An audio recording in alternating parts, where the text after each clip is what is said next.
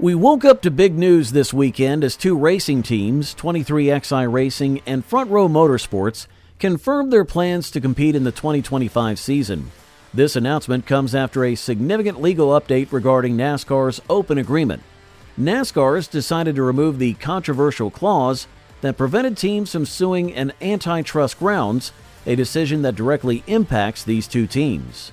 Here's everything you need to know about what happened, why it matters, and what this means for the sport.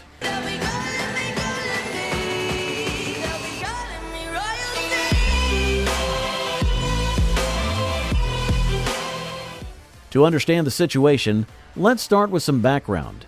The issue at the center of this drama revolves around NASCAR's charter agreement and a controversial clause that has now been removed. To race in NASCAR, teams usually need a charter, which is essentially a license that guarantees them a spot in every race of the season. This system gives charter teams stability and some financial security. But there's another option for teams that don't have a charter. They can compete as open teams. Open teams do not have guaranteed spots and face more risks, but they still get to participate in races. Here's where the controversy began. NASCAR required even open teams to sign an agreement that included a specific clause. This clause prevented teams from suing NASCAR on antitrust grounds, meaning they couldn't challenge the organization if they believed its rules or practices were unfair. This caused frustration for teams like 23XI and Front Row, who felt the clause was restrictive and anti-competitive. They wanted to race without having to give up their right to challenge NASCAR in court. In a significant decision, NASCAR recently removed this clause from the open team agreement. This means 23XI Racing and Front Row can now race as open teams in 2025 while continuing their legal battle against NASCAR.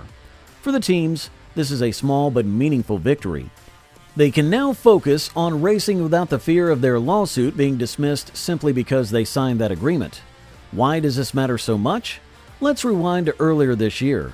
Both teams had filed an antitrust lawsuit against NASCAR, arguing that the charter system and certain policies were unfair. Their initial request for an injunction, essentially a court order to allow them to race as chartered teams while the lawsuit continued, was denied.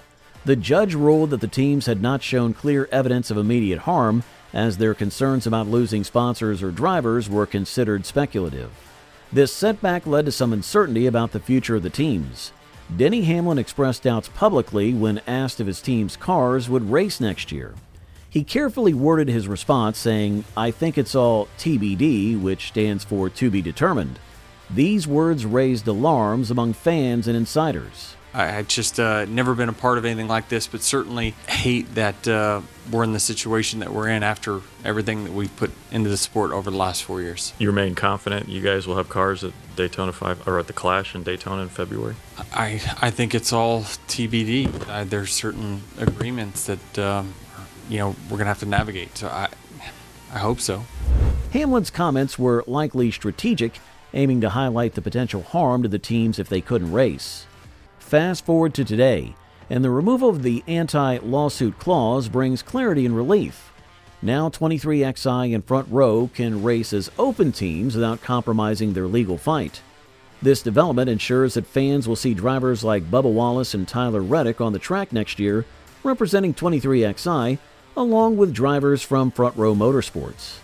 But why would NASCAR make this change now? It's worth noting that NASCAR had already won the initial legal round, putting the pressure on the teams. By removing the clause, NASCAR may be trying to avoid a situation where key teams and drivers sit out next season. If stars like Bubba Wallace and Tyler Reddick didn't compete, it would be a blow to the sport's popularity and viewership. NASCAR likely decided that compromising on this issue was better than risking bad publicity and losing major players in the racing world. Now, the charter system was designed to give teams a more secure and predictable future. It granted teams guaranteed starting spots in races, along with a more stable financial structure. However, as NASCAR continues to evolve, not everyone is happy with how the system works. Tony Stewart's recent comments and the disputes involving 23XI Racing and Front Row Motorsports, as well as NASCAR itself, show how complex and contentious this issue has become. Tony Stewart has been vocal about his dissatisfaction with the charter agreements.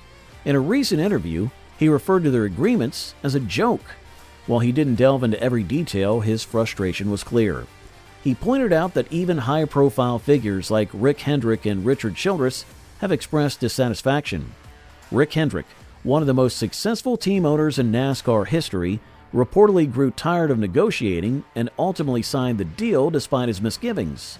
Similarly, Richard Childress suggested he felt pressured into accepting terms that were less than ideal.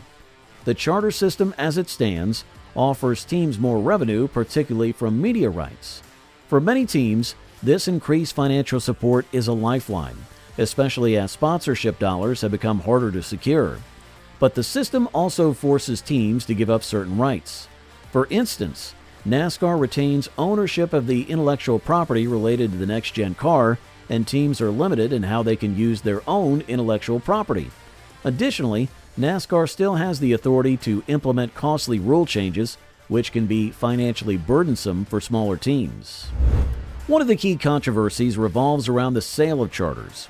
Earlier this year, 23XI Racing and Front Row Motorsports entered into agreements to purchase charters from Stewart-Haas Racing. These charters are worth millions of dollars, potentially as much as $20 to $30 million each.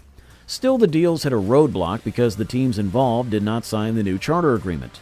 NASCAR's decision to enforce certain clauses in the agreement has led to legal disputes, putting these transactions in limbo.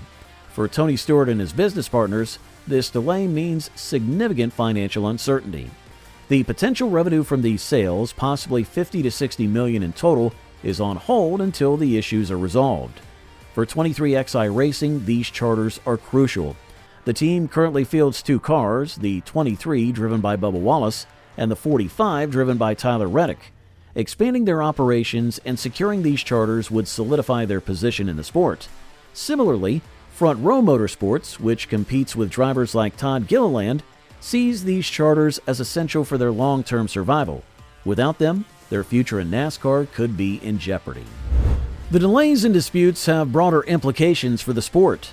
The charter system was supposed to create stability, but ongoing disagreements show its flaws. While the increased revenue is a positive step, the restrictions and lack of flexibility leave many feeling constrained. These tensions raise questions about how NASCAR can balance the interest of teams, drivers, and the organization itself. Tony Stewart's decision to leave NASCAR as a team owner also adds another layer to this story. Although he remains involved in motorsports through other ventures, including his work in drag racing and dirt track events, his departure signals a shift in how some longtime participants view the sport. In the coming months, the legal battles, charter disputes, and other off-track dramas will likely continue to unfold.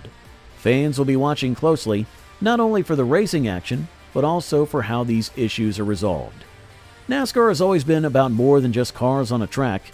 It's a complex and ever-evolving world where passion, business, and competition intersect. Well, I know one thing, there will always be plenty to talk about. Now, whatever your thoughts are about this, just write them down below.